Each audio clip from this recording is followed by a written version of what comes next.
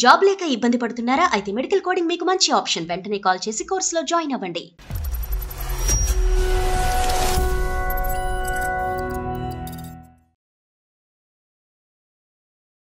మా ఫ్రెండ్ హరీష్ బెంగళూరులో జాబ్ చేస్తుండే సార్. ఓకే.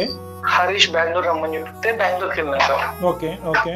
ఒక 1 hour 2 hours మాతో నుండి ఒక వర్క్ ఉందని చెప్పి బయటకు వెళ్ళాను. ఓకే, హరీష్ వెళ్ళిపోయాడు, కానీ వైఫ్ ఉందా? ఆమె నేను ఇద్దరం కమిట్ అయిపోయినాం సార్.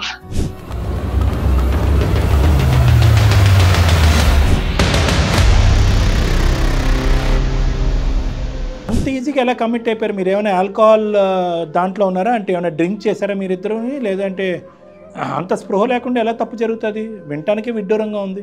అంటే అది కొంచెం వీక్ టైం సార్. అది అట్లా సడన్ గా జరిగిపోయింది సార్. నాకేం చాలా అర్థమైపోలేదు. కానీ ఆ అమ్మాయి సైడ్ నుంచి ఒక ఫోర్స్ వచ్చిందా, లేదంటే ఇద్దరు వైపు నుంచా, లేదంటే నీ సైడ్ నుంచా? ఫస్ట్ స్టార్ట్ అమ్మాయి చేసింది సార్, కానీ నేను ఆ మాట చెప్పలేను కదా సార్. ఇప్పుడు వరకు కాంటాక్ట్ లేనటువంటి హరీష్ సడన్ గా ఎలా వచ్చాడు హరీష్ నీ దగ్గరికి? నాకు యాక్సిడెంట్ అయిందని చెప్తే ఫ్రెండ్స్ ఆఫ్ త్రూ ఇట్లా స్టేటస్ లో సంథింగ్ చూసి ఇక్కడ వచ్చిందంట సార్.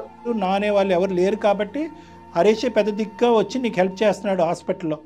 అవును సార్, ఆడే హెల్ప్ చేస్తుండు. వచ్చి మొత్తం నా దగ్గర ఉండి నాకు డ్రెస్సింగ్ చేపిస్తుంది సార్. నాకేం అర్థమైతలేదు సార్. వాళ్ళ ముఖం చూసి కళ్ళ నిండా నీళ్ళు వస్తున్నాయి. నాకేం తెలుసలేదు సార్ అసలు. హరీష్ని కనిపించగానే నీకు ఆ పశ్చాత్తాపం రావటం ఏంటి? ఏమన్నా సారీ చెప్పడానికి కానీ హరీష్ని అప్రోచ్ అవడానికి కానీ ట్రై చేసావా? హరీష్ కి డైరెక్ట్ కళ్ళ కళ్ళు పెట్టి చూసి నాకు చెప్పాలంటే నా పానం ధరిస్తలేదు సార్ అసలు. మీరన్నా చెప్తారేమో అని చెప్పి ఒక చిన్న హోప్తో మీకు కాల్ చేసిన సార్. మీ ఫ్రెండ్ వచ్చి ఇప్పుడు నీకు సేవ చేసేటటువంటి టైంలోనే నీకు ఆ పాత జ్ఞాపకాలు గుర్తొచ్చి అది ఇప్పుడు కడిగేసుకుందాం, ఒక అపాలజీ చెప్దాము, ఇప్పుడు ఎందుకు రావాలి? 5 సంవత్సరాల్లో ఎప్పుడైనా బెంగళూరు వెళ్ళి మీ ఫ్రెండ్ కాళ్ళ మీద పడి అరే ఈ తప్పు జరిగిపోయిందిరా, నన్ను నీ భార్యని ఇద్దరిని క్షమించు, ఇది ఇక్కడితో వదిలేసాయని చెప్పి ఎప్పుడన్నా అడుగుండేవాడు కదా. ఇప్పుడు ఎందుకు అడుగుతున్నావు? అంటే అందులో మా వేదికను ఎందుకు వాడుకుంటున్నావు? సార్ నేను ఎప్పటికైనా చెప్పాలనే ఉండే సార్. కాకపోతే ఇంకో 1-2 నెలల్లో నేను చనిపోతా సార్. 1 month 2 months లో నేను చనిపోతా సార్.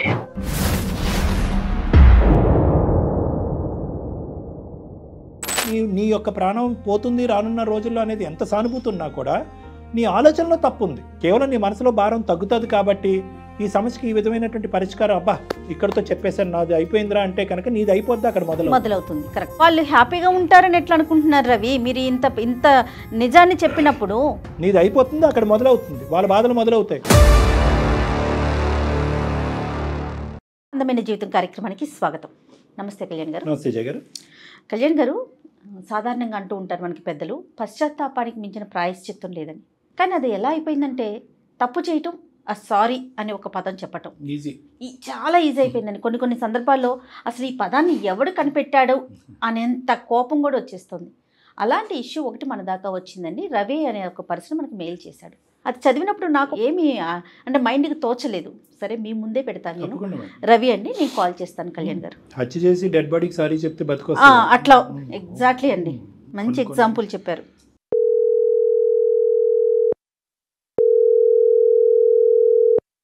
హలో, నమస్తే అండి. హలో, నమస్తే అండి, రవి గారా మాట్లాడేది? నేను జయానండి, సుమన్ టీవీ అందమైన జీవితం ప్రోగ్రామ్ నుంచి కాల్ చేస్తున్నాను. Madam thanks madam, thank you so much. చాలా సార్లు మెయిల్ చేసినా మీకు, మీరు చేస్తారు అనుకోలేదు మేడం. అందుకనేనండి మీ మెయిల్ చూసే డాక్టర్ గారి అపాయింట్మెంట్ తీసుకొని మరీ కాల్ చేశాను. నాతో పాటు డాక్టర్ కళ్యాణ్ చక్రవర్తి గారు కూడా ఉన్నారు. ఒక్కసారి మీరు మెయిల్లో పెట్టిన విషయాన్ని డాక్టర్ గారితో మాట్లాడండి. Okay madam. Okay. Hello Ravi. Sir చెప్పు నాన్న, చాలా ఎమోషనల్గా ఉన్నావు, ఏంటి సమస్య? సమస్య మా ఫ్రెండ్ కి నాకు చిన్న డిస్టర్బెన్స్ సార్. అది ఒక 5 years నుంచి నా ఎమ్మటి పడుతుంది సార్ నా లైఫ్ లా. ఏంటా డిస్టర్బెన్స్? చిన్నది అంటున్నావు, ఇమోషన్ విపరీతంగా చూపెడుతున్నావు. అది చిన్నదా పెద్దదా? నాకేం అర్థం అయిపోలేదు. పర్లే కంగారు పడద్దు, చెప్పండి. హరీష్ అని చెప్పి మా ఫ్రెండ్ ఉంటుండే సార్. ఆయన నేను ఒకరు చిన్నప్పటి నుంచి ఫ్రెండ్స్, చైల్డ్హుడ్ ఫ్రెండ్స్. నీ వయసు ఎంత రవి? 30 సార్ నా వయసు. మ్యారేజ్ అయిందా? అతనికి అయింది సార్, నాకు కాలేదు. మీకు మ్యారేజ్ అవ్వలేదు అంటే చిన్నప్పటి నుంచి అంటున్నారు. స్కూల్ ఫ్రెండ్సా? ఒకే వీధిలో ఉన్నారా? ఒకే ఊరా? చిన్నప్పటి నుంచి మేము ఆర్గనైజేషన్ ఫ్రెండ్స్ సార్ ఇద్దరం. అది సార్, ఇది అనాథాశ్రమాల్లో పెరిగారా? అవును సార్. వాస్తవానికి ఆ బాండ్ ఇంకా ఎక్కువ ఉంటుంది మేడం. ఎందుకంటే తల్లిదండ్రులు లేనటువంటి ప్రేమని స్నేహితుల్లోని స్నేహితురాల్లోని చూసుకుంటారు. సహజం, చాలా కామన్ అది. ప్రాణ స్నేహితుల మధ్యన విభేదం రావడానికి కారణం ఏంటి నాన్న? మా ఫ్రెండ్ హరీష్ బెంగళూరులో జాబ్ చేస్తుండే సార్. ఓకే. ఒక రోజు కలుద్దాం రారా అని చెప్పి రమ్మని చెప్పిన ఉండే నాకు. ఓకే, మామూలుగా అంటే అంతకుముందు మీరు బెంగళూరు వెళ్ళలేదా? అంటే ఫోన్లో అంటే వెళ్తుంటే సార్ అప్పుడప్పుడు వెళ్తుండే, బట్ ఈ మధ్య కొంచెం గ్యాప్ వచ్చింది, ఒక 6-7 months వచ్చింది. ఇది రైట్ అండర్స్టూడ్. హరీష్ బెంగళూరు రమ్మని చెప్తే బెంగళూరుకి వెళ్ళినా సార్. ఓకే ఒక 1 hour 2 hours మాతో నుండి ఒక వర్క్ ఉందని చెప్పి బయటకు వెళ్ళింది. ఓకే, హరీష్ వెళ్ళిపోయాడు, కానీ వైఫ్ ఉందా? వైఫ్ ఉంది, హరీష్ వెళ్ళిపోయాడు, నేను ఒక్కనే ఉన్నా. ఆమె కొంచెం నాకు అది చెప్పడానికి వస్తలేదు సార్. నాకు చాలా బాధ అవుతుంది సార్. సడన్ లా నేను ఇద్దరం కమిట్ అయిపోయినాం సార్. తప్పైతే జరిగింది మీ ఇద్దరి మధ్యన? జరిగింది సార్. అసలు నాకు వన్ ముఖం చూడబోతుంది సార్ ఇప్పటికి. ఎలా జరుగుతుంది నాన్న తప్పు? ఆ అమ్మాయి పెళ్ళయింది, నీ ప్రాణ స్నేహితుడు భార్య, ఎంతో కొంత గౌరవం అనేది ఉంటుంది, ఒక అభిమానం అనేది ఉంటుంది, ఒక ప్రేమ అనేది ఉంటుంది నీ స్నేహితుడి మీద. అంత ఈజీగా ఎలా కమిట్ అయిపోయారు? మీరు ఏమైనా ఆల్కహాల్ దాంట్లో ఉన్నారా? అంటే ఏమైనా డ్రింక్ చేశారా మీరిద్దరు? లేదంటే అంత స్పృహ లేకుండా ఎలా తప్పు జరుగుతుంది? వినటానికి విడ్డూరంగా ఉంది. అంటే అది కొంచెం వీక్ టైం సార్, అది అట్లా సడన్ గా జరిగిపోయింది సార్. నాకేం చాలా అర్థమైతే లేదు. కానీ ఆ అమ్మాయి సైడ్ నుంచి ఒక ఫోర్స్ వచ్చిందా, లేదంటే ఇద్దరు వైపు నుంచా, లేదంటే నీ సైడ్ నుంచా? ఫస్ట్ స్టార్ట్ అమ్మాయి చేసింది సార్, కానీ నేను ఆ మాట చెప్పలేను కదా సార్. సరే okay we understand your problem. కానీ హరీష్, ఆ అమ్మాయి తన భర్తతో హ్యాపీగానే ఉందా? అంటే మానసికంగా కానీ వేరే విధంగా కానీ? ఏమో సార్, అది జరిగిన తర్వాత నేను హరీష్ తో అంత క్లోజ్ ఉండలేదు. బయటకు వచ్చేసిన సార్, ఇంట్లోకి వెళ్ళి బయటకు వచ్చేసి హైదరాబాద్కి వచ్చేసిన. మొత్తానికి నెంబర్ బ్లాక్ చేసిన, అన్ని తీసేసిన. హరీష్ కి నాకు ఒక 4 to 5 years అసలు మాటలు ఇప్పటి వరకు. కాదు నాన్న, హరీష్తో అంత ఇదిగా బ్లాక్ చేసినప్పుడు హరీష్ నేను అప్రోచ్ అవటానికి, అంటే చిన్ననాటి స్నేహితులు, ఆల్మోస్ట్ ఒక 25 సంవత్సరాలు అనుకోవచ్చు మీ యొక్క ప్రయాణము. ఏదో విధంగా హరీష్ నిన్ను కాంటాక్ట్ అయ్యి ఏరా ఉన్నట్టుండిగా ఏం జరిగింది అనేది ఏదో విధంగా తెలుసుకునే ప్రయత్నం చేస్తాడు కదా.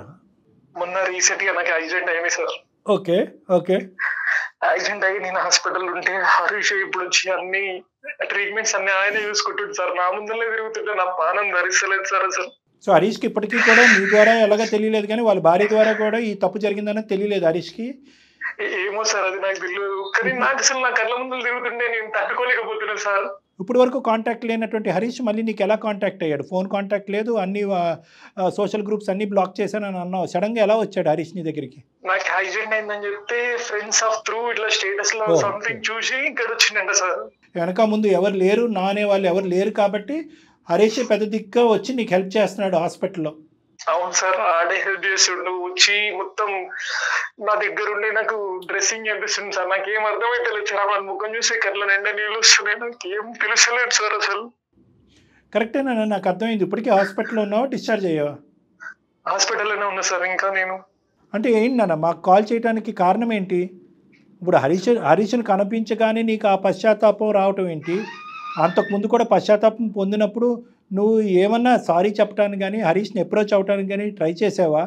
హరీష్ కి డైరెక్ట్ కళ్ళు పెట్టి చూసి నాకు చెప్పాలంటే నా పానం ధరిస్తలేదు సార్ అసలు.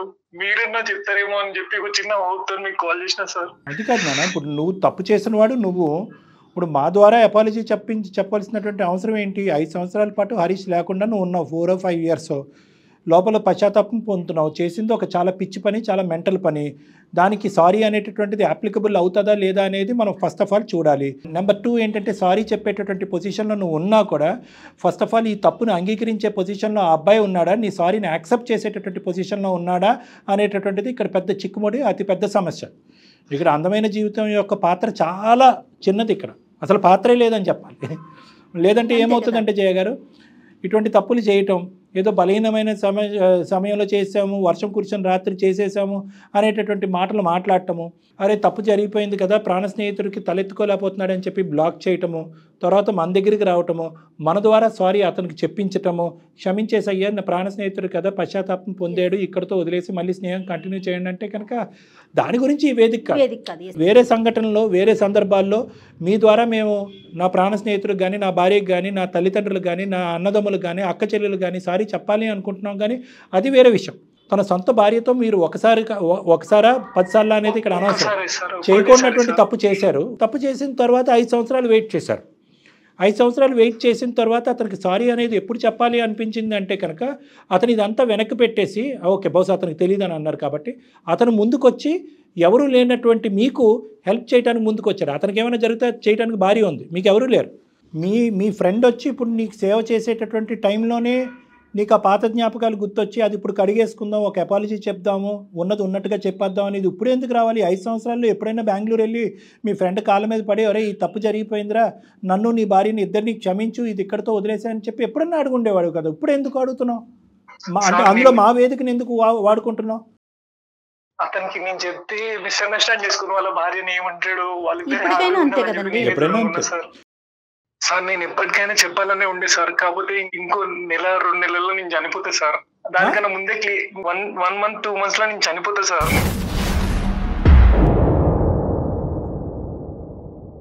ఎవరు చెప్పారు నువ్వు డాక్టర్ చెప్పింది సార్. నేను ఇప్పుడు హాస్పిటల్లోనే ఉన్నా సార్. వాడు నా ముందరనే నాకన్నా ముందు తిరుగుతుంటే నాకు మంచిగా అనిపిస్తలేదు సార్ అసలు. సో నీ మాటలు మేము నమ్మచ్చా? నమ్మొచ్చు సార్, ఏం ప్రాబ్లం లేదు. కావాలంటే వీడియో కాల్ చేయండి, బిల్స్ పంపించమంటే బిల్స్ కూడా మెయిల్ చేస్తాను, నాకేం ప్రాబ్లం లేదు సార్. అవన్నీ అక్కర్లేదులే, కానీ ఇది చాలా బాధాకరమైన అంశం. ఆ రోజు యాక్సిడెంట్ అయినప్పుడు నా 2 కిడ్నీలు డ్యామేజ్ అయినాయి సార్. ఇంకా నేను ఎన్ని రోజులు బతుకుతాను? డాక్టర్లు ఒక 2-3 months అనే చెప్పేది సార్. అందుకే నేను చనిపోయే లోపు మా ఫ్రెండ్కి నిజం చెప్పి చనిపోదాం అనుకున్నా సార్. నువ్వు చనిపోబోతున్న 2 monthsలో అనేటటువంటిది చాలా బాధ కలిగే అంశము. దానికి పూర్తి స్థాయి సానుభూతి అనేది మాకుంది. కానీ దానికి ఇప్పుడు నేను చనిపోయే ముందు ఉన్నది ఉన్నట్టుగా నా ఫ్రెండ్కి చెప్పేసేయాలి, నా ఫ్రెండ్ కాలమే పడిపోవాలి, సారీ చెప్పేసేయాలి, నేను సారీ చెప్పైనా మీరు నా తరపున అతనికి సారీ చెప్పాలి, లేదంటే మీ ద్వారా నేను సారీ చెప్పాలి అనేటటువంటిది ఈ 2 భిన్నమైనటువంటి అంశాలు. తేలికపరచుకోవటం కోసం అంటే తప్పు చేయలేదు, స్వార్థం కనిపిస్తుంది కదా మేడం. ఇక్కడ స్వార్థం కనిపిస్తుంది. నా బాధ అంటే ఒకటి చెప్తున్నాను జయ గారు, అంటే నువ్వు కూడా వినాలి రవి. ఇక్కడ నేను చెప్పాలి అంటే కనుక చెప్పటం వెనకాతల ఓకే, నీ బాధ అనేది కొద్దిగా తిరుగుతుంది. ఒరే ఒక పాపం పని చేసిన తర్వాత చనిపోతున్న నన్ను నా ప్రాణ స్నేహితుడికి ఒక మంచి చేసిపోతున్నాను అనుకుంటే అది వేరే విషయం. ఇక్కడ ఎవరికి మంచి జరుగుతుంది? నీ ఫ్రెండ్కి జరుగుతుందా? నీ ఫ్రెండ్ భార్యకి జరుగుతుందా? 5 సంవత్సరాల పాటు వాళ్ళ జీవితం సాఫీగా జరుగుతుంది, ఏమీ లేనట్టుగానే వాళ్ళు ముందుకు వెళ్తున్నారు. ఎందుకంటే నీ ఫ్రెండ్ ఇక్కడి వరకు వచ్చాడంటే కనుక బహుశా ఇప్పటి వరకు కూడా అతనికి ఈ విషయం తెలియదు అనేది మనం నమ్మాలి. ఎందుకంటే తెలిస్తే కనుక ఏ మగాడు సహించడు, ఏ మగాడు అంత పెద్ద మనసు చేసుకుని వచ్చి ఇక్కడ నీకు సేవ చేయడు. దానికి తోడు ఒకప్పుడు వచ్చి సేవ చేసినా మరి నీకు సేవ చేస్తాను దానికి రెడీ, కానీ ఒక్కదానికి సమాధానం చెప్పండి, నిన్ను అడిగిన తర్వాత నీకు ఏమైనా సేవ చేస్తాడు. నా భార్యతో ఎందుకు ఇలా చేశావు, ఒక ప్రాణ స్నేహితుడి జీవితంలో ఎందుకు ఇలా నిప్పులు పోసావు, అప్పటి నుంచి ఇప్పటి వరకు మేము నరకయాతను అనుభవిస్తున్నాము, భార్యాభర్తలుగా మేము హ్యాపీగా లేము, లేదంటే మేము విడాకులు అయిపోయింది అని ఏదైనా చెప్పుండేవాడు. నా ఆలోచన ఏంటంటే ఇప్పటికి కూడా మీ ఫ్రెండ్కి నిజాలు తెలియదు అనేది నా ఆలోచన. ఈ రోజు మంచిది నాన్న, ఇప్పుడు ఒక విధంగా చెడులో మంచి గుడ్డులో మెల్లనుకో. ఇది ఈరోజు నువ్వు నీ ఫ్రెండ్కి ఇది తెలియపరచడం వల్ల నీకు వచ్చేటటువంటి అడ్వాంటేజ్ కేవలం నీ గుండెల్లో ఉన్న భారం దించుకోవటం, ఆ గుండెల్లో ఉన్న భారం పెంచడం తప్ప ఇంకేముంది ఇక్కడ? రేపొద్దున భార్యాభర్తలు ఇద్దరు కొట్టుకు సస్తారు జీవితాంతం. నీ యొక్క ప్రాణం పోతుంది రానున్న రోజుల్లో అనేది ఎంత సానుభూతి ఉన్నా కూడా నీ ఆలోచనలో తప్పు ఉంది, నీ ఆలోచనలో కరెక్ట్ లేదు. నువ్వు సారీ చెప్పినా, నువ్వు యథార్థంగా కాదు ఆ అబ్బాయికి చెప్పినా, మా ద్వారా చెప్పించినా చేదనుభవమే. ఈరోజు వాళ్ళ జీవితాల్లో నిప్పులు పోసిన వాడు అవుతావు నువ్వు. అర్థమైందా నాన్న? అంటే నువ్వు కాదు, ఇప్పుడు నువ్వు 5 సంవత్సరాల పాటు ఈ విషయాన్ని అతని వరకు తీసుకెళ్లకుండా, ఉన్న నిజాన్ని అతని వరకు చెప్పకుండా, అపాలజీ చెప్పకుండా, సారీ చెప్పకుండా ఎలా అయితే ఉన్నావో ఇప్పుడు కూడా అలాగే ఉండమని నేను చెప్తున్నా. కేవలం నీ మనసులో భారం తగ్గుతుంది కాబట్టి ఈ సమస్యకి ఈ విధమైనటువంటి పరిష్కారం అబ్బా ఇక్కడితో చెప్పేశాను నాది అయిపోయిందిరా అంటే కనుక నీది అయిపోద్ది అక్కడ మొదలవుతుంది. కరెక్ట్, నీది అయిపోతుంది అక్కడ మొదలవుతుంది, వాళ్ళ బాధలు మొదలవుతాయి. వాళ్ళు హ్యాపీగా ఉంటారని ఎట్లా అనుకుంటున్నారు రవి? మీరు ఇంత నిజాన్ని చెప్పినప్పుడు నువ్వు చేసింది తప్పు, ఇప్పుడు నువ్వు చేసింది తప్పు, నువ్వు చేసింది తప్పు అని నేను పదే అన్ను. ఎందుకంటే 5 సంవత్సరాల పాటు నువ్వు నరకాన్ని అనుభవించావు, తప్పు జరిగింది, నరకాన్ని అనుభవించే సొంత ప్రాణ స్నేహితుడితో మాట్లాడకుండా నా అనేటటువంటి వాళ్ళు నీ జీవితంలో ఎవరు లేకపోయినా కేవలం నీ ప్రాణ స్నేహితుడు ఒకటే నా అనే వ్యక్తి, అతనికి అట్లీస్ట్ భార్య అన్నది ఉంది. అటువంటి నరకాన్ని నువ్వు ఆల్రెడీ అనుభవించావు కాబట్టి, ఆల్రెడీ నువ్వు పడవలసినటువంటి శిక్షను నువ్వు ఆల్రెడీ అనుభవించావు కాబట్టి ఆ ఇష్యూని పక్కన పెడదాం. ఈరోజు సడన్గా నీ ఫ్రెండ్ వచ్చేటప్పటికి నీ పాత జ్ఞాపకాలన్నీ గుర్తొచ్చేసి ఇప్పుడు నేను చెప్పేయాలి అనేటటువంటి దాంట్లో ఇమోషన్ కనిపిస్తుంది, తొందరపాటు కనిపిస్తుంది, ఆలోచన కనిపించట్లేదు. దీనివల్ల అసలు ఏంటి ఉపయోగం మీరు చెప్పండి రవి? మీరు చెప్పండి, ఏంటి లాభం మీ ఫ్రెండ్కి చెప్పడం వల్ల? ఏంటి ఉపయోగం, ఏంటి మీకేమనిపిస్తోంది? నాకు మనసులో కొంచెం బాధ అనిపిస్తుంది మేడం, చనిపోయే వరకు ఒక్కసారి చెప్తే బాగుంటుంది అని. కానీ మీరు చెప్తే నాకు కూడా కరెక్ట్ అనిపిస్తుంది. ఇక్కడ నీ భారాన్ని దించుకుని వాళ్ళ జీవితంలో భారాన్ని పెంచుతున్నావు. అది నువ్వు చనిపోక ముందే నీకు ఒక బ్యాడ్ న్యూస్ వినిపిస్తుంది. ఇది కూడా నేను గ్యారంటీ ఇస్తున్నాను. ఇప్పుడు నువ్వు చెప్పబోయేటట్టు నీ ఫ్రెండ్ నీతో ఎలా రియాక్ట్ అవుతాడు అన్నది నాకు తెలియదు, కానీ ఇంటికి వెళ్ళి వాళ్ళ భార్యతో చాలా చండాలంగా రియాక్ట్ అవుతాడు. అది తెగదెంపుల వరకు రావడానికి 110% ఛాన్సెస్ ఉన్నాయి. అవును సార్, కానీ అన్న రోజు నా ముందర తిరుగుతుంటే ఆ టెన్షన్ కి సగం చచ్చిపోయాక ఎక్కువ బాధ అవుతుంది సార్. నాకు ఈ బాధల్లో చచ్చిపోతేనేమని భయం అవుతుంది సార్. మనకు తెలిసిన ప్రపంచం కంటే తెలియని ప్రపంచం చాలా ప్రమాదం. నీకు తెలిసిన ప్రపంచం ఏంటంటే నీ కళ్ళెదురుగుంటూ ఉన్న ఫ్రెండ్ నువ్వు ఇప్పటివరకు నీ కడుపులో దాచిపెట్టుకుని నీ మనసులో దాచిపెట్టుకున్న అంశం ఒక తెలిసినటువంటి అంశం. దాన్ని ఆల్రెడీ నువ్వు అనుభవిస్తున్నావు. నీ ఫ్రెండ్ ఏమీ లేనట్టుగా అతని జీవితం అతను ముందుకు వెళ్ళిపోతున్నాడు. తెలియని ప్రపంచం ఏంటి? నువ్వు ఈరోజు సారీ చెప్పేసి ఉన్నది ఉన్నట్టుగా చెప్పేసి వాళ్ళిద్దరి మధ్యన ఏం జరుగుతుంది అనేటటువంటిది కేవలం ఊహించుకోవటం మాత్రమే. ఆ యాంగిల్లో నువ్వు అసలు ఆలోచించలేదు. కేవలం నా భారాన్ని దించుకోవటం, నా ఫ్రెండ్కి చెప్పడం ఒకటే ఆలోచించుకున్నావు. కానీ ఆ తర్వాత జరిగేటటువంటి పరిణామాలు, వాళ్ళిద్దరు సుఖంగా ఉంటారా, సంతోషంగా ఉంటారా, ఆ అమ్మాయిని మంచిగా వదులుతాడా, కొట్టుతాడా, తిడతాడా, విడాకులు ఇస్తాడా, ఇవేం నువ్వు ఆలోచించలేదు. సార్ నా మనసులో బాగా అవ్వాలంటే నేను ఏం చేయాలో నాకు అర్థమే తెలియదు సార్. ఏదన్నా ఒకటి చెప్పండి సార్ మీరే. ఇప్పుడు ఇటువంటి వాటికి ఈజీ సొల్యూషన్స్ అంటూ ఏమీ ఉండవు రవి. నువ్వు ఆల్రెడీ 5 సంవత్సరాల పాటు ఈ బాధను దిగమింగుకున్నావు. నువ్వు పశ్చాత్తాపం పొందావు, రియలైజ్ అయ్యావు. తప్పు చేసినటువంటి నెక్స్ట్ మినిటే నువ్వు రియలైజ్ అయ్యావు. నీ ఫ్రెండ్కి నీ మొహం చూపెట్టలేదు, తప్పును కంటిన్యూ చేయలేదు. ఆ అమ్మాయి నీ కాంటాక్ట్లో లేదు, నువ్వు ఆ అమ్మాయి కాంటాక్ట్లో లేవు. అక్కడితో ఇద్దరు రియలైజ్ అయ్యారు, ఫుల్ స్టాప్ పెట్టారు. అర్థమైందా? అని చెప్పి మేము ఆ తప్పుని సమర్థిస్తున్నట్టు కాదు. తప్పు చేసిన తర్వాత మీరు పశ్చాత్తాపం పొందారు, రియలైజ్ అయ్యారు.